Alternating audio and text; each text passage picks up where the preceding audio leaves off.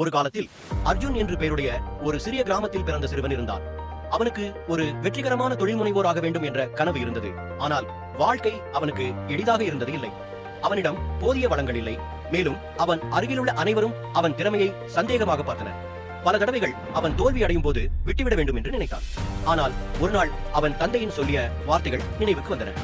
வெற்றியின் பாதை எப்போதும் எளிதல்ல, ஆனால் நீ தொடர்ந்தால் சிரமங்கள் ஒரு நாள் மறைந்துவிடும். அர்ஜுன் அப்போது தொடர்ந்து போராட வேண்டும் என்று முடிவு செய்தான். அவன் தனது பிழைகள் கற்றுக்கொண்டு சவால்களை சமாளித்து தனது இலக்கை நோக்கி தன்னம்பிக்கையுடன் பணியாற்றினான். சில நாட்களில் அவனுக்கு ஒதுக்கப்பட்டு விடுவதைப் போல உணர்ந்தாலும் அவன் வெற்றிக்கு நேரம் தேவை என்பதை கவனத்தில் கொண்டு தொடர்ந்தான். பல ஆண்டுகள் கடும் உழைப்புக்கு முழுமையான நம்பிக்கைக்கு பிறகு அர்ஜுன் ஒரு தொழில் முனைவு நிறுவி தனது வாழ்க்கையை மாற்றிக்கொண்டான். இந்த கதையின் முக்கியமான பாடம் என்னவென்றால், வெற்றி என்பது திறமைக்கு மட்டுமல்ல, அது பொறுமை, நம்பிக்கை மற்றும் எவ்வளவு கடினமாக இருந்தாலும் அதை தொடர்ந்து முன்னேறுவதுதான்.